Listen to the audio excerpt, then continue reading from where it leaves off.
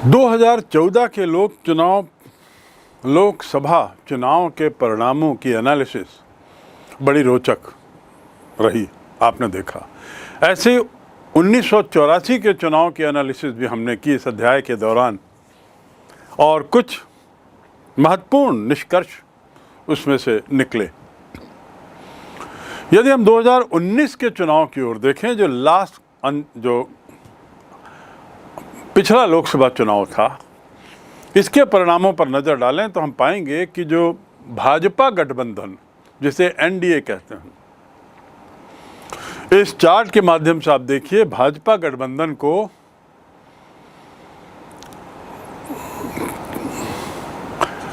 जो 37.43% मत मिले।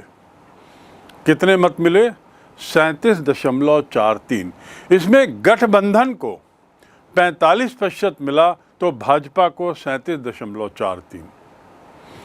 आप देखिएगा, पहला कॉलम पार्टी, दूसरा कॉलम पार्टी का नाम भाजपा और तीसरा कॉलम पार्टी का नाम कांग्रेस।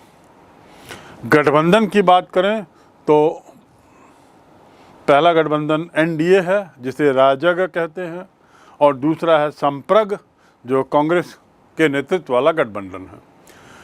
मत प्रतिशत की बात करें तो भाजपा का मत प्रतिशत रहा 37.43 और राजग का मत प्रतिशत रहा 45% कुल, अर्थात बहुमत से कम।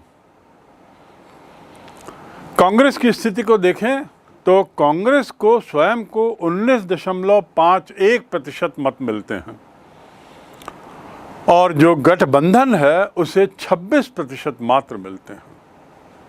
और ये एक मुख्य गठबंधन के रूप में, विरोधी गठबंधन के रूप में 26% के साथ संसद में लोगों का प्रतिनिधित्व करता है। इसके क्या मायने हैं? सीटों की स्थिति आपको मालूम है कि भारतीय जनता पार्टी को 303 सीटें मिली हैं और गठबंधन को 350 से कुछ ऊपर मिली हैं। और कांग्रेस की सीटों का हश्र तो बहुत बुरा है उनका हाल। वे तो जो न्यूनतम विरोधी दल का नेता बनने की पात्रता भी नहीं रख पा रहे हैं, और उससे भी कम सीट मिली, अर्थात 52 सीटें कांग्रेस को, और गठबंधन को कुल मिलाकर 90 के आसपास की सीटें मिली। तो इसका निष्कर्ष क्या? निष्कर्ष ये कि इस व्यवस्था में, इस तरह की चुनाव प्रणाली में, जिस प्रत्याशी को अन्य सभी प्रत्याशियों से अधिक वोट मिल जाते हैं उसे ही निर्वाचित घोषित कर दिया। जिस प्रत्याशी को अन्य प्रत्याशियों से अधिक वोट मिल गया उसे निर्वाचित घोषित कर दिया जाता, और इसे बहुदलवादी व्यवस्था भी कहा जाता है। बहुदलवादी व्यवस्था क्यों? क्योंकि दोनों ही गठबंधन हैं, जिसमें 15 से ज़्यादा दल दोनों गठबंधनों में हैं। लगभग 15 एक दल में, उससे ज़्यादा दूसरे गठबंधन में। तो इस प्रकार इसे हम बहुदलीय व्यवस्था भी कह सकते हैं। समानुपातिक प्रतिनिधित्व प्रणाली जो है, उसके जो दो रूप हैं, उसके पहले रूप की यदि बात करें तो उसमें, इस प्रणाली में किसी पार्टी को उतनी ही प्रतिशत सीटें मिलेंगी जितने प्रतिशत उसको वोट मिले। उतनी ही सीटें, प्रतिशत सीटें, जितने प्रतिशत उसको वोट मिले, अर्थात मतदान का प्रतिशत और सीटों का प्रतिशत समान रहता। दूसरा, प्रत्येक पार्टी चुनाव से पहले अपने प्रत्याशियों की एक सूची जारी कर सकती है, जिसे हम प्राथमिकता सूची के रूप में कह सकते हैं। प्रत्येक पार्टी चुनाव से पहले प्रत्याशियों की एक प्राथमिकता सूची जारी करती है। तीसरा, जिसकी सीटों का कोटा या जितनी सीटों का कोटा उसे दिया जाता है, उतने ही प्रत्याशियों को उस प्राथमिकता सूची से चुन लेती है। और चौथी बात, इस प्रणाली में पूरे देश को एक निर्वाचन क्षेत्र माना जाता है। विशाल निर्वाचन क्षेत्र, एक, पूरा देश ही एक निर्वाचन क्षेत्र है। भारत जैसी पद्धति नहीं जहां पर 543 सीटों के लिए 543 निर्वाचन क्षेत्र हों। इस पहले रूप का उदाहरण है, समानुपातिक प्रतिनिधित्व के पहले रूप का उदाहरण देश है इजराइल। समानुपातिक प्रतिनिधित्व के तहत दूसरा रूप जो है, उस प्रणाली में पहली बात पूरे देश को बहुसदस्यीय निर्वाचन क्षेत्रों में बांट दिया जाता है, बहुसदस्यीय निर्वाचन क्षेत्रों में। दूसरा, प्रत्येक पार्टी प्रत्येक निर्वाचन क्षेत्र के लिए अपने उम्मीदवारों की एक सूची जारी करती है। तीसरा, इस सूची में उतने ही नाम जितने प्रत्याशियों का निर्वाचन क्षेत्रों से चुना जाना है, यानी निर्वाचन क्षेत्रों की संख्या के बराबर नाम। चौथा, एक पार्टी को एक निर्वाचन क्षेत्र में जितने मत प्राप्त होते हैं उसी आधार पर उसे उस निर्वाचन क्षेत्र में सीटें दे दी जाती हैं। मतों के आधार पर, मतों की संख्या के आधार पर प्रोपोर्शनेटली, जिसे समानुपातिक कहते हैं, सीटें दे दी जाती हैं। और इसका उदाहरण है अर्जेंटीना और पुर्तगाल। तो ये हो गई समानुपातिक प्रतिनिधित्व प्रणाली के तहत दूसरे रूप का उदाहरण। सर्वाधिक वोट पाने वाली जीत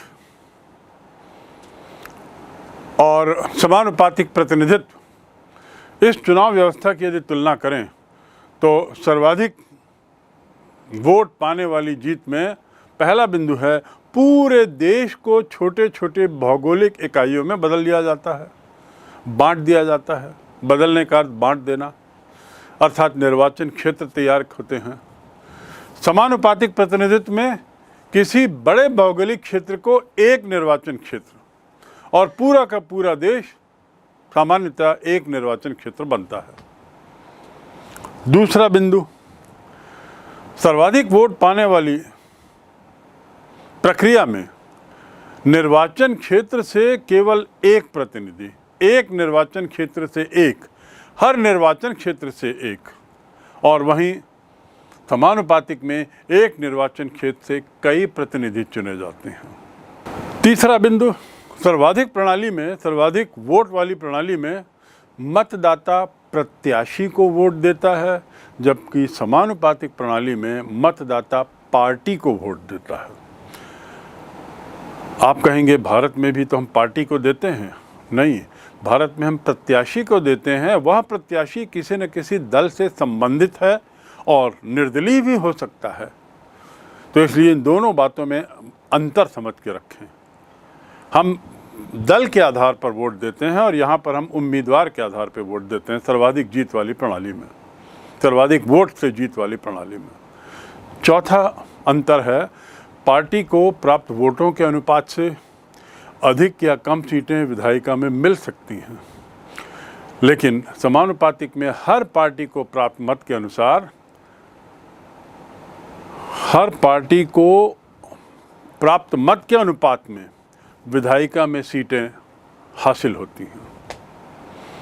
और अंतिम है, विजयी उम्मीदवार को जरूरी नहीं कि वोटों का बहुमत मिले, जबकि समानुपातिक में विजयी उम्मीदवार को वोटों का बहुमत हासिल होता है और ये आवश्यक है। साधारण जीत में उदाहरण है इंग्लैंड, भारत, और समानुपातिक में जैसा मैंने बताया इजराइल भी है, नीदरलैंड जिसे हॉलैंड भी कहते हैं वो है। तो इस प्रकार ये दोनों में अंतर स्पष्ट हो गया होगा अब आपको, और इसके कई उदाहरण हमने समझने की कोशिश की है। इस प्रक्रिया में मतगणना में उम्मीदवारों को प्राप्त प्रथम वरीयता वोटों को गिना जाता है, प्रथम वरीयता वोट को। इसके हम कुछ क्रम देख लें। सबसे पहले प्रथम वरीयता वोटों को गिनना उम्मीदवारों के अनुसार, फिर प्रथम वरीयता वोटों के बाद यदि प्रत्याशियों की वांछित संख्या, जिसे कोटा हम कहते हैं, नहीं प्राप्त होता तो पुनः मतगणना होती है। तीसरा कदम, इस मतगणना में उस प्रत्याशी को निकाल दिया जाता है जिसे सबसे कम वोट मिले हैं, और उस प्रत्याशी के मतों को अन्य प्रत्याशियों में बांट दिया जाता है प्राथमिकता के अनुसार। ये अगला कदम। फिर इस प्रक्रिया में या इस प्रक्रिया को तब तक जारी रखा जाता है जब तक कि उम्मीदवार कोटा नहीं पा लेता, वांछित संख्या मतों का नहीं मिल जाता, और ऐसा मिलने पर वो उम्मीदवार विजयी घोषित हो जाता।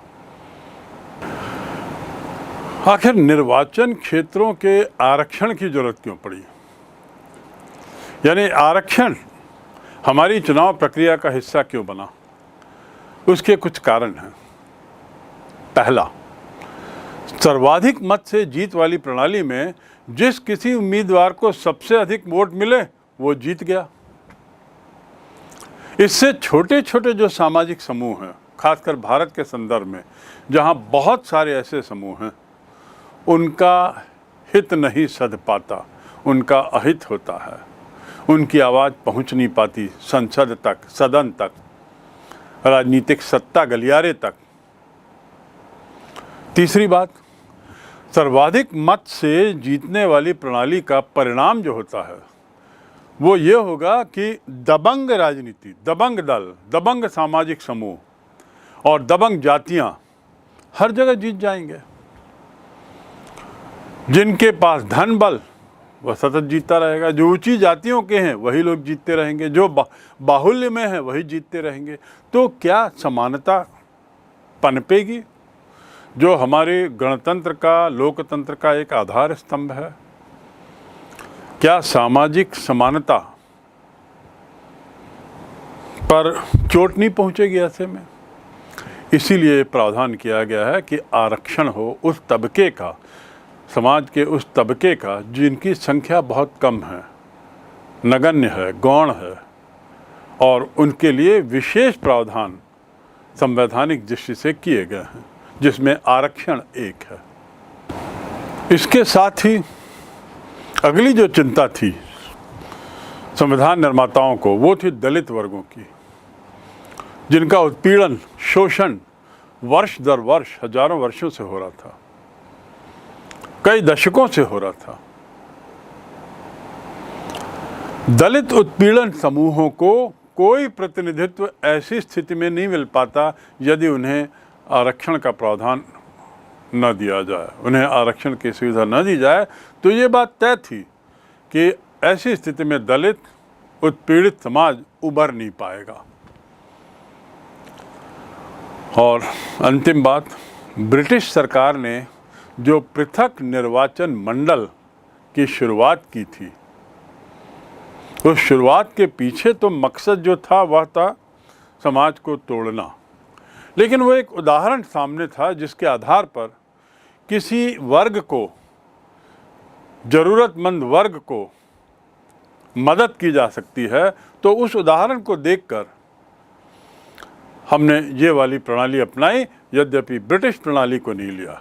आरक्षण की जो व्यवस्था थी, आरक्षण की जो भावना थी, उसे लिया, लेकिन उसकी व्यवस्था दूसरे रूप में की, क्योंकि ब्रिटिश सरकार द्वारा बनाई गई पृथक निर्वाचन मंडल के आरक्षण का प्रावधान में विभाजन होने की संभावना और एकता को खतरा, इसलिए हमने ये वाले आरक्षण की प्रक्रिया अपनाई जिसमें उम्मीदवारी के लिए आरक्षण है, मतदान के लिए नहीं। हाँ, आरक्षित जो क्षेत्र है वो किस वर्ग के लिए होगा ये बदलता रहा, किस क्षेत्र का आरक्षण होगा यह भी मतगणना के, यह भी जनगणना के आधार पर बदल सकता है। लेकिन ये बात सुनिश्चित की गई कि मतदाता जो होंगे वे सभी लोग मतदान करेंगे, आरक्षित क्षेत्र में भी। मतदान के मामले में कोई आरक्षण नहीं होगा। संविधान सूची, संविधान अनुसूचित जाति जनजातियों के लिए लोकसभा और राज्यसभा, साथ ही विधानसभाओं में आरक्षण की व्यवस्था करता है।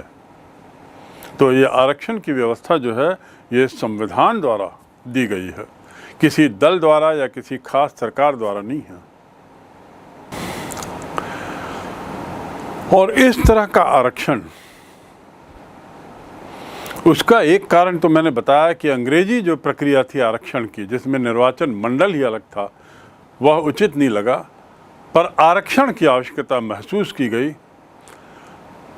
एक और कारण जो आरक्षण की आवश्यकता महसूस की गई वह था आरक्षण की बढ़ती मांग। उपेक्षित वर्ग, SC ST के अलावा, अनुसूचित जाति जनजाति के अलावा समाज का उपेक्षित वर्ग, कमज़ोर वर्ग, वो भी आवश्यक इसकी ऐसी व्यवस्था चाह रहा था और इनके लिए इस प्रकार के आरक्षण की व्यवस्था नहीं है। लोकसभा और राज्यसभा के चुनाव में, विधानसभा के चुनाव में महिलाओं के आरक्षण की मांग जोरदार उठ रही है। ये जो दो बिंदु मैंने बताए, इस बिंदुओं का ताल्लुकात है आरक्षण की बढ़ती मांग से। और बढ़ती मांगों में जहां अन्य वर्ग के लोग भी मांग कर रहे हैं, वहीं महिलाएं भी पीछे नहीं हैं और बहुत हद तक ये जायज़ भी है उनकी मांग, क्योंकि महिलाओं के लिए जब तक आरक्षण नहीं होगा उनका शोषण वैसा ही होता रहेगा जैसा कई शताब्दियों से होता आया है। तीसरी बात आरक्षण की मांग के संबंध में है कि शहरी और ग्रामीण स्थानीय सरकारों में महिलाओं के लिए सीटें आरक्षित कर दी गई हैं। यानी पंचायतों में, नगर निगम में, जिला जो प्रशासन है उसमें वहाँ जब आरक्षण हो गया है तो फिर लोकसभा और विधानसभा में महिला आरक्षण क्यों नहीं? इस बढ़ती हुई सतत मांग के परिणाम स्वरूप ही बारंबार महिला आरक्षण संबंधी विधेयक या प्रस्ताव बार बार सदन में जाता है, लेकिन दुर्भाग्य से दलों में एक मतता न होने के कारण, दलों में विरोध होने के कारण आरक्षण के आधार को लेकर और महिलाओं के मुद्दे को लेकर एक मतता नहीं बनी है। परिणाम कि अभी तक उसे पारित नहीं किया गया, लेकिन लगातार इस बात पर मांग बढ़ती जा रही है कि महिलाओं के लिए इन निकायों में भी, इन सदनों में भी 33% न्यूनतम आरक्षण किया जाए। इस प्रकार हम देखते हैं कि दोनों ही पद्धतियों की, दोनों ही प्रणालियों की अपनी अच्छाइयाँ हैं, अपनी बुराइयाँ हैं, और ये तुलनात्मक अध्ययन बिल्कुल स्पष्ट कर देता है। भारत में संभवतः दोनों के गुणों को देखकर दोनों ही प्रणालियों को लागू किया गया है। राष्ट्रपति, राज्यसभा, विधानसभा, इनके चुनावों के लिए हम समानुपातिक प्रतिनिधित्व पद्धति अपनाते हैं, जबकि लोकसभा चुनाव के लिए दूसरी पद्धति जो सरल है। लोकसभा, राज्य विधानसभा, मैं थोड़ा सुधार करूंगा कि समानुपातिक पद्धति विधानसभा में नहीं, विधान मंडल में है। विधान मंडल से तात्पर्य है जो राज्य में विधान परिषद होती है, जो विधान मंडल का एक हिस्सा है, वहाँ पर ये पद्धति है, विधानसभा में नहीं।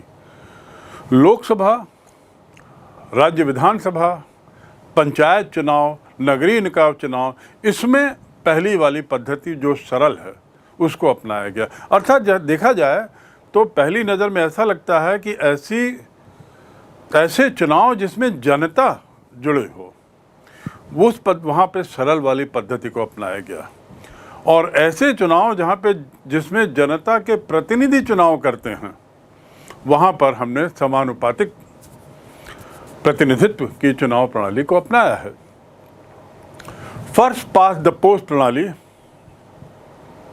भारत में ऐसी पद्धतियों, ऐसे चुनावों में जहाँ जनता जुड़ी हो, जहाँ जनता की समझ हो, वहाँ पर लिया गया।